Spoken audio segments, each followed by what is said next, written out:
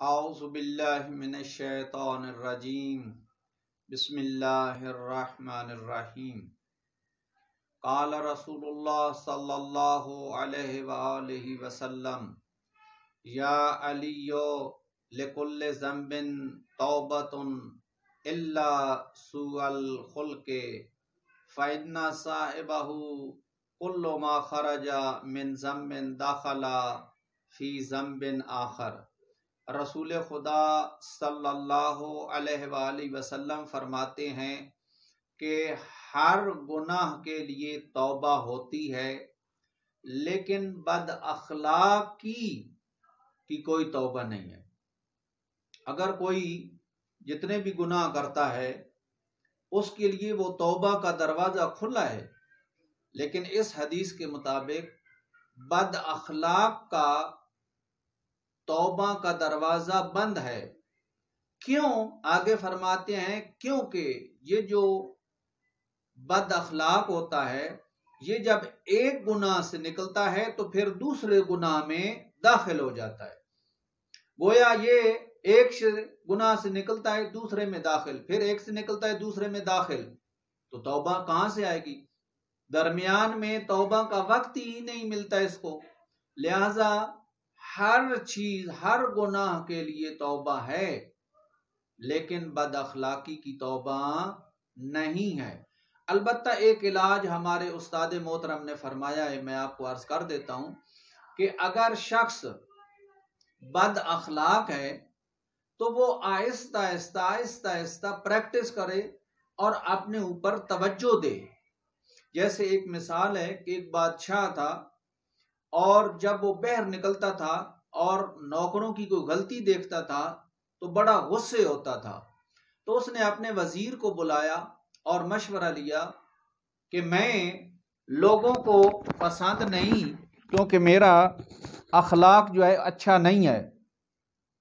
تو اس وزیر نے کہا بادشاہ سلامت، آپ 3 پرچیاں اور 3 کاغذ لیں اور ان کے اوپر کچھ عبارت یوں لکھیں، جب غصہ آئے تو وہ پہلا پرچہ اور پہلا کاغذ جو ہے اس کو پڑھنا، جس پر یہ لکھا ہوا ہوگا کہ اے بادشاہ، تو بندوں پر کیوں ظلم کرتا ہے، بندوں کے ساتھ کیوں بد اخلاقی سے پیش آتا ہے، کتنا بڑا رحیم، کتنا بڑا کریم ہمارا رب ہے۔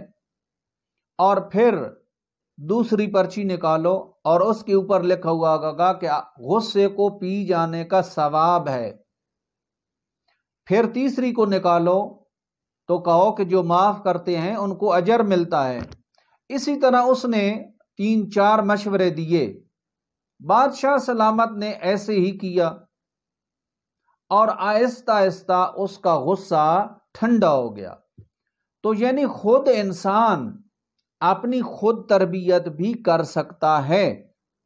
ایک حدیث میں ہے کہ انسان جب صبح اٹھے تو آنکھیں بند کر کے اپنے نفس سے عہد کرے کہ آج شام تک کوئی خدا کی معصیت اور گناہ انجام نہیں دوں گا، اور جب شام کو سونے کا وقت ہو تو پھر ذرا آنکھیں بند کر کے سوچے اور دیکھے کہ دن میں اس نے کتنے گناہ کیے ہیں، ان گناہوں کی توبہ کرے، سونے سے پہلے گناہوں کی توبہ کرے، اور ہر روز وہ شخص توبہ کرے تو یقیناً ایک دن اس کے سارے گناہ چھوٹ جائیں گے۔ اور خود انسان جو ہے اپنے نفس کی طرف متوجہ ہو، اور خاص کر روایات میں ہے کہ گناہ ہمیشہ وہ کرتا ہے جس کو قیامت یاد نہیں ہوتی، آخرت بھول جاتا۔ وہ شخص جس کو آخرت یاد نہیں ہوتی وہ انسان زیادہ گناہ کرتا ہے۔ لہذا آخرت کو یاد کرنا چاہیے، آخرت میں حساب کتاب کو یاد کرنا چاہیے، عذاب دوزخ کا بھی اور جنت کی نعمتوں کو بھی یاد کرنا چاہیے، اس لیے کہ آپ کو معلوم ہونا چاہیے کہ زندگی، امام جعفر صادق علیہ السلام نے فرمایا، خوف و رجا کے درمیان ہو، یعنی نہ نا امید ہو جاؤ کہ خدا نہیں بخشے گا، اور نہ ہی اتنا متکبر ہو جاؤ کہ بہت بڑا ثواب ہے اور بس میں خود بخشا جاؤں گا، بلکہ اگر زندگی کرو تو خوف اور رجا کے زندگی کرو، یعنی اتنے تمہارے گناہ ہوں جتنی زمینوں کے اندر یہ چیزیں ہیں تو پھر بھی اللہ پر امید رکھو، اور اتنی زیادہ نیکیاں ہوں جتنی زمین و آسمان کے اندر چیزیں ہیں تو پھر بھی خدا کا خوف رکھو۔ اس کو کہتے ہیں خوف و رجا کے اندر اور خوف و رجا کے درمیان زندگی گزارنا۔